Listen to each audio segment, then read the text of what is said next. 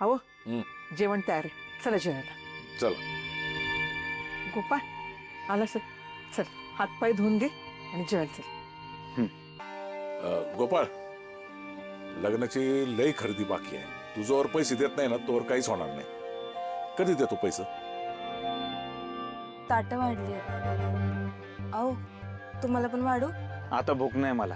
अहो तुम्हाला हीच वेळ मिळाली का पैशाचा विषय काढायची? का त्याच्या बुडाला काय आग लागली का? पैसेच मागितलं ना, आणि त्याच्या मुडद्याच्या लग्नासाठीच मागितल्यात पैसे. चिवळ्या, तू अजिबात त्याच्या नादाला लागू नको. टाक लगीन मोडून. ओ आत्या, अहो काय बोलताय?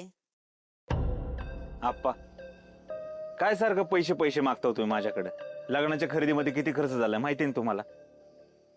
माझ्याकडे काय पैशाची खाण आहे का सारखं पैसे मागताय? अहो तुम्ही असं का वागता? आणि तुम्हाला हीच वेळ घावतीये बाई विषय काढायला? आता यो असतो का घरी दिवसभर? हा, याच्या मागे मागे हिंडू मी. आणि मी याचा बाप आहे का ह्यो माझा बाप आहे? आणि मी पैशाचा विषय काढला तर याच्या नाकाला एवढ्या मिरच्या झोंबायचं काय कारण आहे?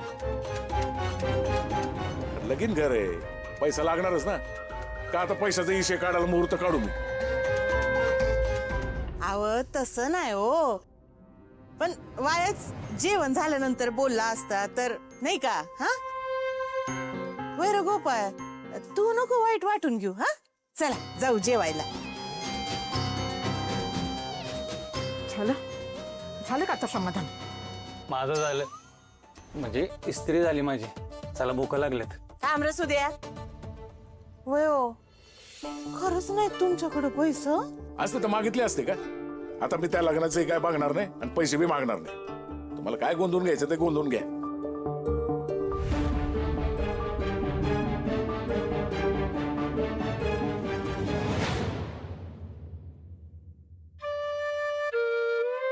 हे घ्या, एवढेच आहेत आता माझ्याकडे. 2 लाख मोजून घ्या. अरे का आधीच दिले असते ते एवढा तमाशा झाला असता का? हा? ए चिवळ्या, काय त्याच्याकडनं पैसे घेऊ नको. आता देईल आणि परत आहे ना घरदार लुटून नेईल. मायेचा भारी आणि चाटून वासरू मारी अशी गत आहे त्याची. अहो आता तरी जेवता का?